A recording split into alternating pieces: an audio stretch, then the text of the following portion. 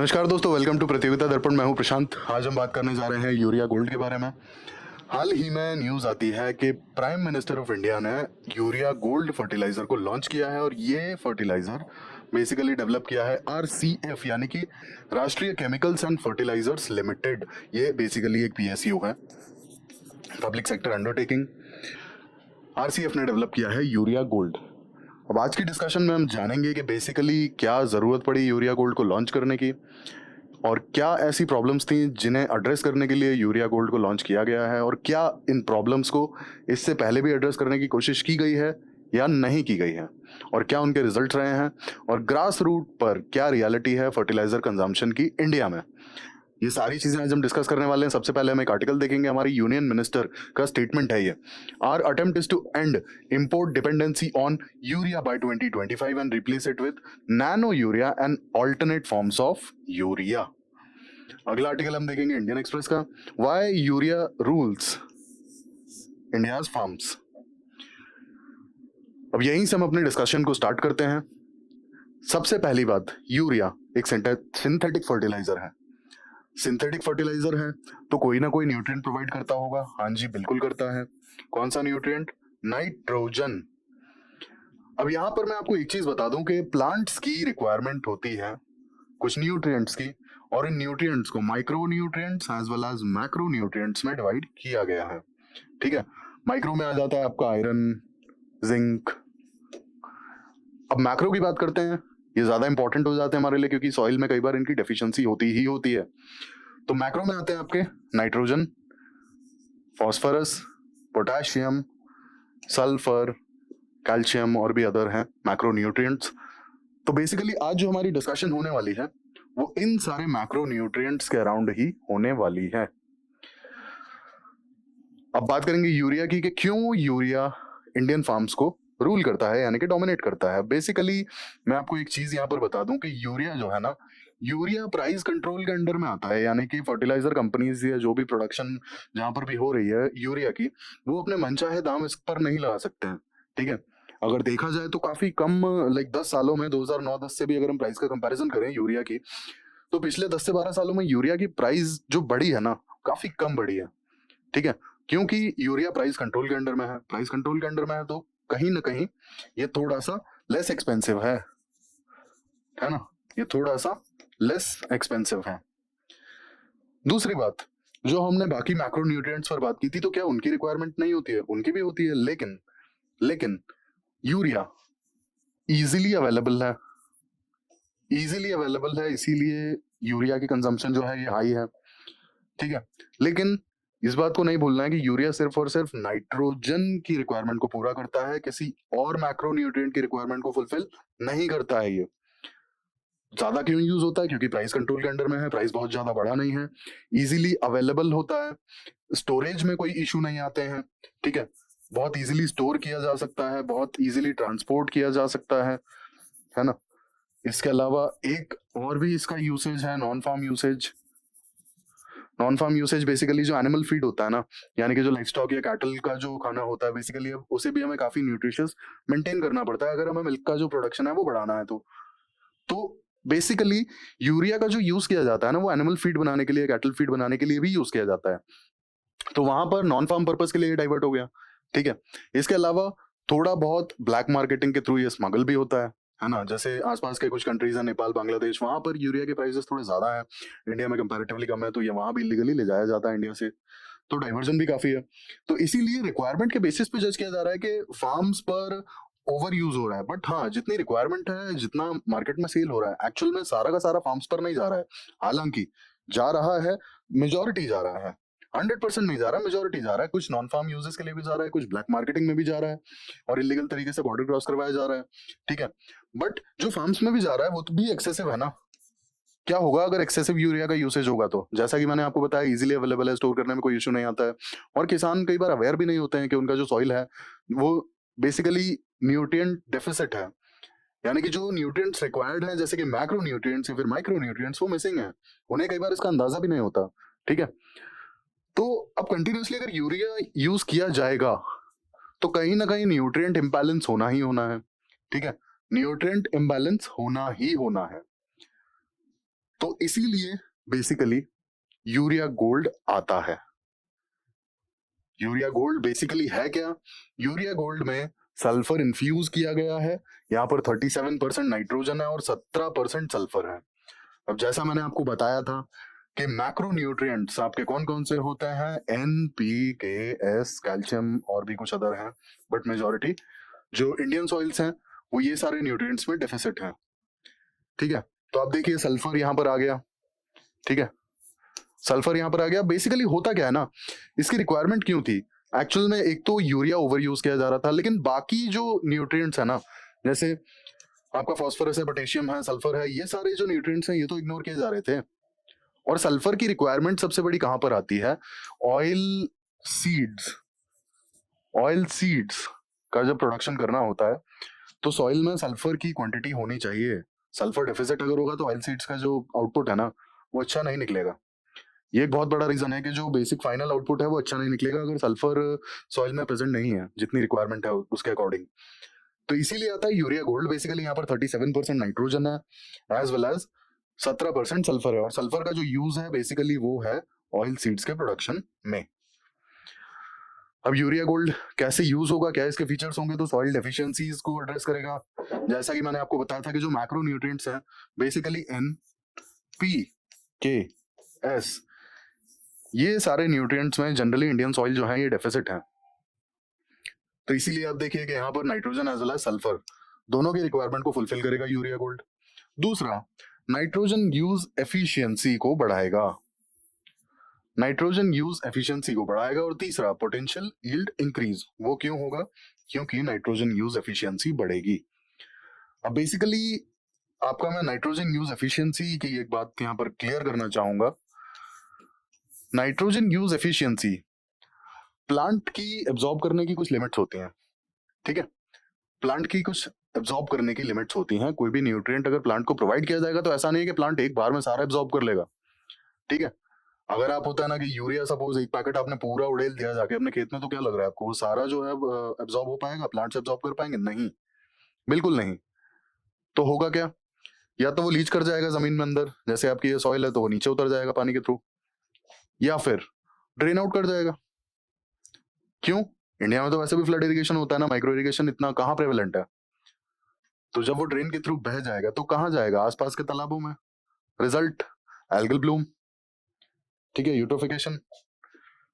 तो ये जो सीन है ये सीन कम किया जा सकता है अगर नाइट्रोजन यूज एफिशिएंसी को इंप्रूव कर दिया जाए तो। ठीक है, अब आप सोचिए कि लीचिंग भी हो जाती है और ड्रेन आउट भी हो जाता है। जो बचा हुआ नाइट्रोजन है प्लांट ने मिनिमल एब्जॉर्ब किया होगा, बाकी तो वेस्ट हुआ ना, वेस्ट हुआ। तो इसका सोल्यूशन क्या है? अब बेसिकली इसका सोल्यूशन है नाइट्रोजन यूज एफिशिएंसी को इंप्रूव करना। नाइट्रोजन यूज एफिशिएंसी मतलब प्लांट कितनी नाइट्रोजन एब्जॉर्ब कर पा रहे हैं। तो अगर प्लांट की एब्जॉर्ब करने की जो लिमिट है ना, प्लांट की जो एब्जॉर्ब करने की लिमिट है, मैं जस्ट फॉर एग्जांपल आपको बताऊं, सिर्फ एक एग्जांपल के लिए, नॉट इन रियल टर्म्स, कि अगर सपोज 24 आवर्स में plant 1 gram of nitrogen absorb कर पाते हैं, तो क्यों ना हम कुछ ऐसा लाइक रिसर्च करें और कुछ ऐसा प्रोडक्ट बनाएं जहां पर नाइट्रोजन रिलीज ही बहुत स्लोली हो। अगर नाइट्रोजन बहुत इजीली रिलीज हो जाएगी तो कहीं ना कहीं वो, जैसा मैंने आपको बताया, ये तो लीच कर जाएगी जमीन के अंदर, सॉइल के अंदर, या फिर दूसरा आपका ड्रेन के थ्रू चली जाएगी, वेस्ट हो जाएगी, आसपास नदी नालों में बहने लगेगी। तीसरा, एयर के साथ में एटमॉस्फेयर में जो है वो रिलीज हो जाएगी। तो ये जो इश्यूज हैं, ये इश्यूज हम ऐसे हैंडल कर सकते हैं ना कि हम जो रिलीज होने का रेट है हम उसे ही मिनिमाइज कर दें। अगर हमने उसे मिनिमाइज कर दिया तो ऑब्वियस सी बात है ना कि प्लांट को जितना नाइट्रोजन का रिक्वायरमेंट है, अगर उसके आसपास ही लाइक लगभग उतनी ही क्वांटिटी अगर रिलीज हो या उससे थोड़ी मोड़ी ज्यादा रिलीज हो, तो प्लांट उतना तो एब्जॉर्ब कर लेगा ना। इसका मतलब है कि हम सेम क्वांटिटी में प्लांट को ज्यादा दिन तक लाइक न्यूट्रिएंट प्रोवाइड कर पाएंगे। तो बेसिकली नाइट्रोजन यूज एफिशिएंसी बढ़ाने का मतलब ही ये होता है कि नाइट्रोजन का जो रिलीज है ना इसे स्लो कर दिया जाता है, जिससे कि प्लांट नाइट्रोजन को एब्जॉर्ब कर पाए। हम जिस रेट पर उसे प्रोवाइड कर रहे हैं नाइट्रोजन को, और जिस रेट पर नाइट्रोजन रिलीज हो रही है, उसी रेट पर कम से कम प्लांट एब्जॉर्ब कर पाएगा, तो ऑब्वियस सी बात है कि वेस्टेज कम हो जाएगा, और वेस्टेज कम होगा और नाइट्रोजन यूज एफिशिएंसी भी बढ़ेगी। तो यहाँ पर हमारे दो फायदे हैं कि प्लांट को हमें ज़्यादा नाइट्रोजन देने की ज़रूरत नहीं है, हम जितनी नाइट्रोजन प्रोवाइड कर पा रहे हैं उतने में ही प्लांट सस्टेन कर जाएगा, और दूसरा कि हमारा इनपुट कॉस्ट भी कम हो रहा है। ठीक है, बाकी एनवायरमेंटल बेनिफिट्स तो हैं ही वेस्टेज के अलावा, है ना। तो नाइट्रोजन यूज एफिशिएंसी, जैसे सपोज मैंने एग्जांपल के लिए आपको बताया कि एक प्लांट अगर एक दिन में 1 ग्राम नाइट्रोजन यूज कर पा रहा है, तो हम ये इंश्योर करेंगे कि लगभग 1 ग्राम या 1.5 ग्राम ही रिलीज करें हमारा फर्टिलाइजर जो नाइट्रोजन रिलीज होती है। ठीक है, अब यूरिया गोल्ड में बेसिकली किया क्या गया है कि सल्फर की कोटिंग कर दी गई है नाइट्रोजन के ऊपर। ठीक है, ये जो कोटिंग है ये है सल्फर की। तो अब यहाँ पे हो क्या रहा है कि sulphur as well as nitrogen दोनों साथ में धीरे धीरे रिलीज करेंगे, एक साथ में सारा नाइट्रोजन अवेलेबल होगा ही नहीं। तो जब अवेलेबल ही नहीं होगा नाइट्रोजन और बहुत स्लोली बेसिकली रिलीज होगा, तो प्लांट की जो एब्जॉर्ब करने की कैपेसिटी है अगर उसके आसपास भी पहुंच जाता है, तो प्लांट की रिक्वायरमेंट तो डेली बेसिस पर पूरी होती रहेगी ना। आपको बार बार नाइट्रोजन प्रोवाइड करने की जरूरत नहीं है, बार बार आपको यूरिया डालने की जरूरत नहीं है। तो इस तरीके से यहाँ पर basically nitrogen use efficiency improve की गई है। कैसे की गई है? सल्फर की कोटिंग कर दी गई है नाइट्रोजन के आसपास। ठीक है, इसकी वजह से नाइट्रोजन जो रिलीज होगा वो थोड़ा स्लो होगा कंपैरेटिवली, और जब नाइट्रोजन स्लोली रिलीज होगा तो प्लांट उसे एब्जॉर्ब कर पाएगा, इतना टाइम मिलेगा, और जब प्लांट एब्जॉर्ब कर पाएगा तो यहाँ नाइट्रोजन यूज ठीक से हो पा रहा है। जितना नाइट्रोजन हम प्रोवाइड कर रहे हैं उतना प्लांट यूज कर पा रहा है। तो ऑब्वियस सी बात है ना यार कि नाइट्रोजन यूज एफिशिएंसी भी तो बढ़ रही है, और अगर प्लांट प्रॉपरली नाइट्रोजन और बाकी न्यूट्रिएंट्स को एब्जॉर्ब कर पाएगा तो फाइनली क्या होगा? फाइनली तो यील्ड इंक्रीज ही होगा ना। जो भी आउटपुट है हमारा वो भी तो इंक्रीज होगा अगर हम प्रॉपर न्यूट्रिशन वगैरह प्रोवाइड कर पा रहे हैं अपने प्लांट को, अपने क्रॉप को। तो ये हमने इसके फीचर्स देखे। अब बात करते हैं यूरिया कंजम्पशन पे। अब क्या जरूरत पड़ी थी इसकी? हमने इसके बेनिफिट्स तो देख लिए, क्या बेनिफिट्स हैं इसके। बेसिकली सॉइल डेफिशिएंसीज को एड्रेस करना, क्यों? क्योंकि nutrition imbalance, excessive use of urea की वजह से। दूसरा, ऑयल सीड्स के लिए भी हमें अपनी सॉइल को थोड़ा सा परफेक्ट करना था कि न्यूट्रिएंट डेफिसिट ना हो। तीसरा, नाइट्रोजन यूज एफिशिएंसी बढ़ानी थी जिससे यूरिया का कंजम्पशन कम हो बेसिकली, है ना। अब यूरिया का कंजम्पशन इतना बड़ा प्रॉब्लम है? बिल्कुल है। यूरिया की डिमांड आप देखिए 2009-10 में 26.7 मिलियन टन थी, 2022-23 में ये बढ़ के 35.7 मिलियन टन हो गई, जिसमें से लगभग 7 से 8 मिलियन टन जो है ये इंपोर्ट किया गया। ठीक है, अब जो हमारी लोकल प्रोडक्शन कैपेसिटी है उससे कहीं ज्यादा रिक्वायरमेंट है। और अगर आप 10 सालों में देखेंगे तो 10 सालों में ऑलमोस्ट 30 से 35% डिमांड बढ़ा है। अब जब इतना डिमांड बढ़ा है तो ऑब्वियस सी बात है कि यूसेज भी तो बढ़ा होगा ना। माना कि सारा यूरिया जो है फार्म्स पर नहीं पहुंच रहा है, डाइवर्ट हो रहा है। ठीक है, डाइवर्ट होने के लिए मतलब डाइवर्जन से रोकने के लिए भी गवर्नमेंट ने कुछ स्टेप्स लिए थे, आगे हम वो भी देखने वाले हैं। Neem coated urea, liquid nano urea, ये दोनों स्टेप्स लिए गए थे बेसिकली यूरिया डाइवर्जन को रोकने के लिए, जिसमें सबसे पहले आपका नीम कोटेड यूरिया, ये एक मेजर स्टेप था गवर्नमेंट का। ठीक है, जिससे कि डाइवर्जन को रोका जा सके एज वेल एज यूसेज भी मिनिमाइज किया जा सके। अब आप सोचिए कि यूरिया अगर हम 25 से 30% जो हमारी डिमांड है उसका बेसिकली मतलब 20 से 25% जो हमारी डिमांड है वो इंपोर्ट के थ्रू फुलफिल हो पा रही है, तो एक सीरियस कंसर्न तो है। क्योंकि आज का जो जियोपॉलिटिक्स है वो थोड़ा सा कहीं ना कहीं एक होता है ना कि मल्टीपोलर वर्ल्ड बनता जा रहा है। और हाल फिलहाल में रशिया यूक्रेन वॉर को देखा जाए तो काफ़ी ज़्यादा जो है ग्लोबल सप्लाई चेन हैम्पर हुई, है ना। जैसे कि रशिया और Belarus, Russia as well as Belarus जो फर्टिलाइजर्स के कुछ इंग्रेडिएंट्स हैं उसके one of the biggest suppliers हैं ये। ठीक है, अब रशिया पर भी सैंक्शंस लगे, बेलारस पर भी लगे, बट हालांकि रशिया फर्टिलाइजर का जो भी रॉ मटेरियल था उसके एक्सपोर्ट के लिए कोई सैंक्शंस नहीं लगे थे तो बच गया, बट बेलारस पे लग गए। बेलारस पे दो कुछ रीजंस दिए थे यूरोपियन यूनियन ने, है ना। Basically human rights violation apart from like supporting Russia Ukraine war, तो सैंक्शंस वगैरह भी लग गए। इसके अलावा रशिया यूक्रेन वॉर के चलते भी थोड़ा सा सप्लाई चेन डिसरप्ट हुई। तो बेसिकली हम इतनी बड़ी लाइक 20 से 25% डिमांड हम इंपोर्ट पर डिपेंडेंट है इसके लिए, तो इतने बड़े लेवल पर डिमांड हमारी डिपेंडेंट नहीं हो सकती ना। ऑलमोस्ट लार्जेस्ट या फिर बोलें एग्जैक्टली तो सेकंड लार्जेस्ट पॉपुलेशन है इंडिया में, और इतनी बड़ी पॉपुलेशन को फीड करने के लिए हम फर्टिलाइज़र के लिए इंपोर्ट डिपेंडेंट रहेंगे तो वो सही नहीं है फर्स्ट ऑफ ऑल। ठीक है, कहीं ना कहीं कुछ इनसिक्योरिटी रहती है। दूसरा, हमारी जो डिपेंडेंसी थी ये चाइना, रशिया, इजिप्ट, इन कंट्रीज़ पर थी। अब चाइना के साथ में तो आपको बताइए कि हमारे जो रिलेशंस हैं वो थोड़े से वॉलेटाइल हैं, स्टेबल नहीं है। ठीक है, आए दिन कुछ ना कुछ थोड़ा बहुत ऊपर नीचे देखने को हमें मिलता रहता है। तो इस वजह से और चाइना पे डिपेंड होना, मतलब आप ये सोचिए कि जितनी हमारी क्वांटिटी इंपोर्ट से आती है ना, काफ़ी बड़ी तादाद में हम चाइना से भी इंपोर्ट करते हैं। तो कहीं ना कहीं कहने का मेरा ये मतलब है कि इंपोर्ट डिपेंडेंसी को मिनिमाइज तो करना पड़ेगा। पहली बात। दूसरी बात, जो एक्सेसिव यूसेज हो रहा है जिसके वजह से न्यूट्रिएंट इम्बैलेंस देखने को मिल रहा है सॉइल्स में, हमें उसे भी तो कंट्रोल करना पड़ेगा ना।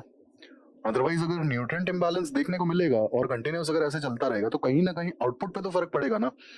आउटपुट ऑब्वियसली बात है सफर करेगा, क्योंकि हम प्रॉपर न्यूट्रिएंट्स प्रोवाइड ही नहीं कर पा रहे हैं। तो ये भी एक बहुत बड़ा रीजन है कि गवर्नमेंट को ये चीज समझ में आती है कि यूरिया का जो ओवर कंजम्पशन हो रहा है ना, सबसे पहले तो इसे रोकना पड़ेगा, और दूसरा हमें बाकी न्यूट्रिएंट्स को भी बैलेंस आउट करना पड़ेगा। सिर्फ एक सिंगल न्यूट्रिएंट यानी कि यूरिया यानी कि नाइट्रोजन, हम इस पे बेस्ड नहीं रह सकते, ठीक है, क्योंकि फार्मर्स को तो नहीं पता बट बाकी लोगों को तो पता है ना। आई मीन जो बेसिकली रिसर्च करते हैं या फिर जो स्पेसिफिकली एग्रीकल्चर पर रिसर्च करते हैं, उन्हें तो पता है ना कि सिर्फ यूरिया पर अगर डिपेंडेंट रहेंगे तो कहीं ना कहीं आउटपुट सफर करेगा।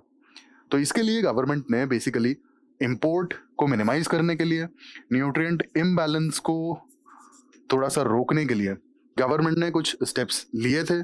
सबसे पहला आया था नीम कोटेड यूरिया, ठीक है। यूरिया के आसपास नीम की कोटिंग कर दी जाती थी बेसिकली। तो इससे क्या होता था कि जो नॉन फार्म यूजेस है ना, उसके लिए वो डाइवर्ट नहीं हो पाता था। हालांकि नीम कोटेड यूरिया जब आया उसके बाद 1-2 साल तो थोड़ा सा यूरिया की जो डिमांड है उसमें डिप आया, लेकिन इसके बाद दोबारा से होता है कि डिमांड राइज करने लग गई। तो अब गवर्नमेंट लेके आई है यूरिया गोल्ड। इसके अलावा एक और स्टेप लिया था गवर्नमेंट ने, nano urea. Basically nano urea, यहाँ पे जो नाइट्रोजन पार्टिकल्स है ना, यूरिया मीन्स नाइट्रोजन, तो आपका जो नैनो नाइट्रोजन पार्टिकल्स हैं वो नैनो साइज के हैं, ठीक है, 20 से 50 नैनोमीटर इस साइज के। तो यहाँ पर क्या है ना कि नाइट्रोजन यूज एफिशिएंसी बढ़ जाती है और काफी छोटे लाइक पैकिंग में काफी ज्यादा फर्टिलाइजर सप्लाई किया जा सकता है। बहुत बड़े बड़े बैग्स वगैरह की जरूरत नहीं है ना, लिक्विड फॉर्म में होता है। और रिसेंटली लाइक फेब 2023 के अराउंड लिक्विड नैनो यूरिया के उत्तर प्रदेश में प्लांट्स इनॉग्रेट किए गए थे। अब हाई यूरिया कंजम्पशन, बेसिकली मैंने आपको कुछ रीजंस बताए कि हाई यूरिया कंजम्पशन के क्या रीजंस है। एक तो प्राइस कंट्रोल के अंडर में आता है, ठीक है, ये एक बहुत बड़ा रीजन है कि सब्सिडाइज्ड है, सस्ता है, रेडीली अवेलेबल है, इसीलिए यूरिया कंजम्पशन हाई है। दूसरा, एनबीएस स्कीम यानी कि न्यूट्रिएंट बेस्ड स्कीम में बाकी न्यूट्रिएंट्स के लिए भी चीजें सब्सिडी प्रोवाइड की जाती है बेसिकली, ठीक है। बाकी न्यूट्रिएंट्स जैसे फॉस्फोरस एंड पोटेशियम, इनके लिए भी आपकी सब्सिडीज प्रोवाइड की जा रही हैं। लेकिन अब मैं आपको इनके फर्टिलाइजर्स बता दूं पहले, जिससे कंफ्यूजन थोड़ा सा कम होगा। फॉस्फोरस के लिए आएगा डीएपी और पोटेशियम के लिए आएगा आपका एमओपी, ठीक है, डायमोनियम फॉस्फेट। तो basically DAP as well as MOP ये प्राइस कंट्रोल में नहीं थे। प्राइस कंट्रोल में नहीं थे तो इन पर सब्सिडी होने के बावजूद भी ये कहीं ना कहीं महंगे पड़ते थे, ठीक है, महंगे पड़ते थे क्योंकि फर्टिलाइजर कंपनीज इन पे प्राइस बढ़ा देती थी। तो इन पे सिर्फ सब्सिडी थी ना, प्राइस कंट्रोल तो नहीं था ना। तो ये महंगे हुए तो ऑब्वियस सी बात है कि इनकी डिमांड भी कम थी, सब्सिडी होने के बावजूद भी इनकी डिमांड कम थी। अब आप सोचिए कि डीएपी डायमोनियम फॉस्फेट को जैसे ही गवर्नमेंट प्राइस कंट्रोल के अंडर लेकर आती है, इसकी डिमांड एकदम से बढ़ जाती है, इसकी डिमांड एकदम से बढ़ जाती है। तो आप देख सकते हैं कि प्राइस कंट्रोल में अगर कोई चीज है तो उसकी डिमांड बढ़ रही है। और urea heavy subsidy price control के अंडर में है, प्राइस ऐसे मतलब बढ़ नहीं सकता है बेसिकली। तो ये एक बहुत बड़ा रीजन था कि कहीं ना कहीं यूरिया की डिमांड कुछ ज्यादा थी। और ये सेम केस डीएपी में भी देखा गया, जैसे ही प्राइस कंट्रोल के अंडर में लाया गया डीएपी को, उसकी प्राइस उसकी डिमांड जो है वो एकदम से बढ़ी है ना। तो एनबीएस स्कीम का यहाँ पर सबसे बड़ा ड्रॉबैक यही था कि जो फर्टिलाइजर्स इसके अंडर में थे, जैसे कि आपका DAP as well as MOP, DAP और एमओपी दोनों ही प्राइस कंट्रोल में नहीं थे। अब नहीं थे तो ऑब्वियस ही बात है कि किसान कुछ तो डालेंगे ना, फार्मर्स कुछ तो डालेंगे ना, कोई भी फर्टिलाइजर हो वो कहीं ना कहीं अपने सॉइल्स को देंगे ना, अपनी क्रॉप्स को देंगे ना, ऐसे तो नहीं छोड़ देंगे। तो उन्हें सिंगल ऑप्शन दिखता है यूरिया, है ना। तो न्यूट्रिएंट बेस्ड सब्सिडी कहीं ना कहीं इस तरीके से थोड़ा सा ऑन द लाइंस काम नहीं कर पाई। ये भी एक बहुत बड़ा रीजन था कि यूरिया का कंजम्पशन जो है ये बढ़ता ही गया। इसके अलावा लास्ट ईयर जो फर्टिलाइजर के ग्लोबल प्राइसेस थे ना, वो थोड़े से स्टेबल होकर के और कम हो गए। कम होने का रीजन क्या था यहाँ पे? कम होने का रीजन था कि एक तो डिमांड भी कम हुई और दूसरा जो गैस का प्राइस है ना बेसिकली वो थोड़ा सा कम हो गया था, ठीक है। अब गैस का प्राइस कम हुआ तो ऑब्वियस सी बात है कि फर्टिलाइजर के प्रोडक्शन में, मैन्युफैक्चरिंग में गैस ही तो यूटिलाइज होती है। अब गैस यूटिलाइज होती है तो ऑब्वियस सी बात है कि गैस का प्राइस अगर कम होगा यानी कि इनपुट कॉस्ट कम होगा तो फाइनल प्राइस भी तो कम ही होगा, दूसरा डिमांड भी कम हो गया मार्केट में थोड़ा सा, तो इसलिए भी प्राइस बढ़ा नहीं। अब यहाँ पे हम ये दोनों चीजें डिस्कस करेंगे कि न्यूट्रिएंट बेस्ड सब्सिडी में बेसिकली था क्या, इसके अलावा नीम कोटेड यूरिया में क्या था। न्यूट्रिएंट बेस्ड सब्सिडी की बात करें तो 2010 में गवर्नमेंट ने लॉन्च किया था, और इसका मेन जो एम था वो यही था कि too much urea farmers use ना करें और उन्हें डिस्करेज किया जा सके, ठीक है। और बेसिकली डीएपी और एमओपी गवर्नमेंट चाहती थी कि ये लोग बैलेंस तरीके से यूज करें और एक्सेसिव यूरिया से दूर हटे, ठीक है। तो प्रोडक्ट स्पेसिफिक सब्सिडी के बजाय न्यूट्रिएंट बेस्ड रेट डिसाइड किया गया, है ना। अब यहाँ पे कौन कौन से मैक्रो न्यूट्रिएंट्स आते हैं, एन, पी, के एंड एस। ये 4 न्यूट्रिएंट्स के लिए पर केजी रेट डिसाइड किया गया कि अगर आपका कंजम्पशन सपोज 100 केजी है, 100 केजी में आपने 20 केजी नाइट्रोजन यूज किया, 20 kg phosphorus, 20 kg phosphate, potassium as well as sulphur. तो ये चारों आपने जो मैक्रो न्यूट्रिएंट्स यूज किए, 20 केजी आपने यूज किया, तो 20 केजी के बेसिस पर जो भी सब्सिडी का रेट डिसाइडेड होगा वो आपको मिल जाएगा, ठीक है। तो इसका बेनिफिट क्या था, बेसिकली इसका बेनिफिट था बैलेंस्ड न्यूट्रिएंट्स प्रोवाइड किए जा सकें। लेकिन यहाँ पर इशू क्या आया, इशू यहाँ पर ये आया कि यूरिया के अलावा बाकी जो फर्टिलाइजर्स थे ना वो प्राइस कंट्रोल में नहीं थे। तो फर्टिलाइजर कंपनीज अपने अकॉर्डिंग उनके प्राइस बढ़ा रही थी अगर उनका इनपुट प्राइस बढ़ रहा था तो, और किसान जो हैं, फार्मर्स जो हैं, वो इससे दूर जा रहे थे। इसके बाद गवर्नमेंट आती है नीम कोटेड यूरिया पे। 2015 में बेसिकली नीम ऑयल से यूरिया को कोट किया जाने लगा और ये मैंडेटरी कर दिया गया, है ना। अब इसका यहाँ पर मेन एम था वो था इलीगल डाइवर्जन को, जो नॉन फार्म यूजेस के लिए या फिर नॉन एग्रीकल्चरल यूजेस के लिए जो यूरिया डाइवर्ट किया जा रहा था उसे रोकना, as well as nitrogen use efficiency को इम्प्रूव करना। नाइट्रोजन यूज एफिशिएंसी को यहाँ पर इम्प्रूव करने की बात ऐसे की गई थी कि आप सोचिए, मैंने जो आपको बताया था, अगर आपका नाइट्रोजन बहुत स्लोली रिलीज होगा तो क्या होगा, जितना प्लांट एब्जॉर्ब कर पाएगा उतना रिलीज हो जा रहा है, तो ऑब्वियस ही बात है कि आपके नाइट्रोजन यूज की एफिशिएंसी बढ़ रही है, ठीक है। तो नीम ऑयल से जब कोट किया जाने लगा तो नाइट्रोजन बहुत स्लो रिलीज होता था, तो इससे बेनिफिट होता था कि प्लांट का जो भी एब्जॉर्प्शन रेट है उसके अकॉर्डिंग नाइट्रोजन अवेलेबल रहता था लंबे टाइम तक, ठीक है। हालांकि यूरिया कंजम्पशन 2015 में इसे लॉन्च किया गया और 2018 के लगभग दोबारा से स्पाइक मार गया। बस सिर्फ 2 या 3 सीजन थोड़ा सा होल्ड कर पाया डिमांड को नीम कोटेड यूरिया भी, और उसके बाद दोबारा स्पाइक मार गया। इसीलिए गवर्नमेंट को एक नए ऑल्टरनेट के साथ में आना पड़ा, यानी कि यूरिया गोल्ड। अब यहाँ पर हम चैलेंजेस की अगर बात करें तो चैलेंजेस जो हैं, यूरिया का जो इंपोर्ट डिपेंडेंसी है वो काफी ज्यादा हाई है।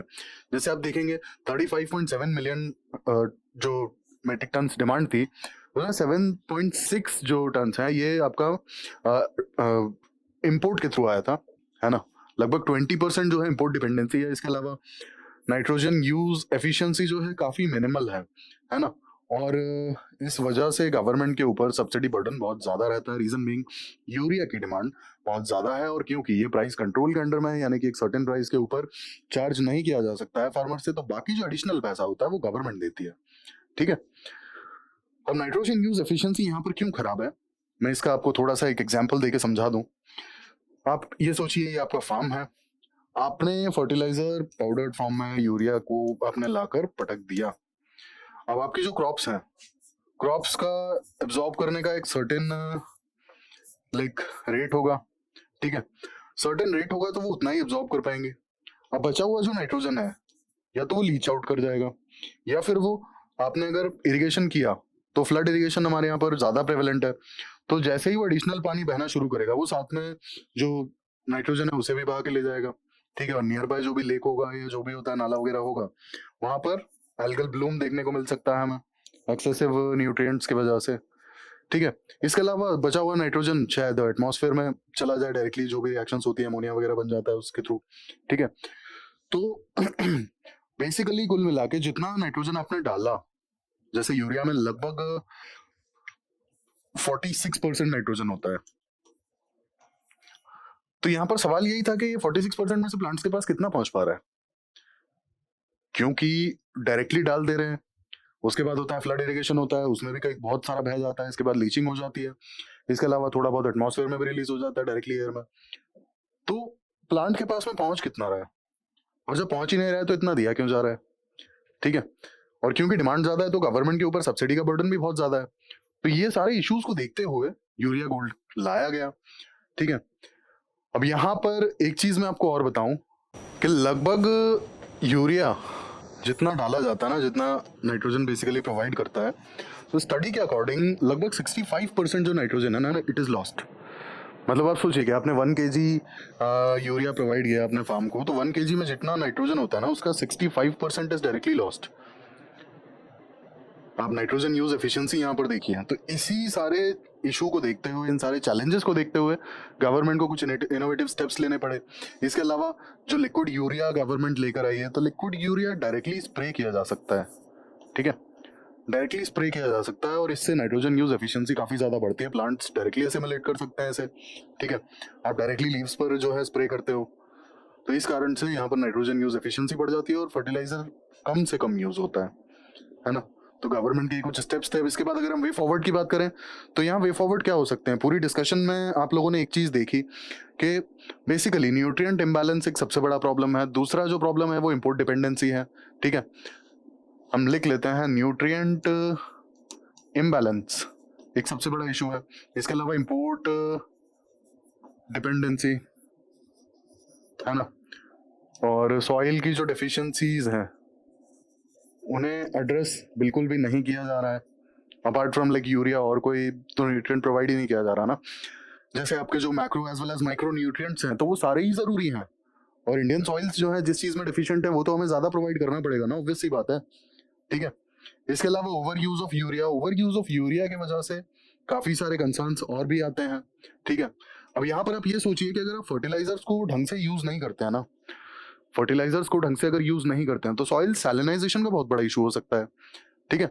सॉइल सैलिनाइजेशन एज इन कि जो सॉल्ट पार्टिकल्स हैं, सॉल्ट पार्टिकल्स अक्यूमुलेट हो जाते हैं सॉइल में, और अगर सॉल्ट पार्टिकल्स सॉइल में अक्यूमुलेट हुए, तो इससे एक काफी बड़ा प्रॉब्लम जो होता है ना, वो ये होता है कि प्लांट की एब्जॉर्प्शन जो कैपेसिटी है ना, उसको ब्लॉक करते हैं ये, मतलब उसको कम करते हैं बेसिकली, ठीक है। तो ये एक बहुत बड़ा इशू है कि अगर सॉइल सैलिनाइजेशन हो जाता है, तो और ज्यादा कई बार होता है ना, फर्टिलाइजर्स और न्यूट्रिएंट्स प्रोवाइड करने पड़ जाते हैं, क्योंकि प्लांट्स की जो एब्जॉर्प्शन कैपेसिटी है वो कम हो जाती है ना।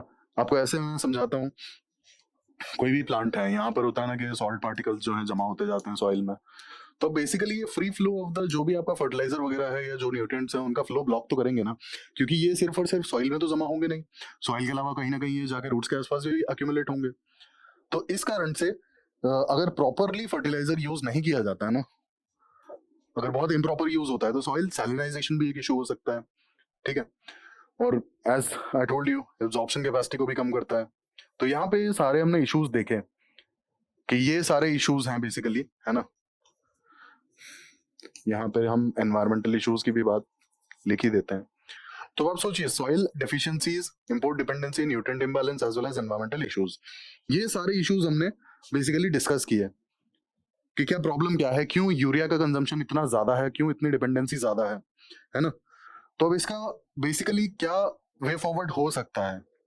अब सबसे पहले अगर हम बात करें nutrient imbalance as well as soil deficiencies की, तो यहाँ पे हो सकता है फोर्टिफिकेशंस।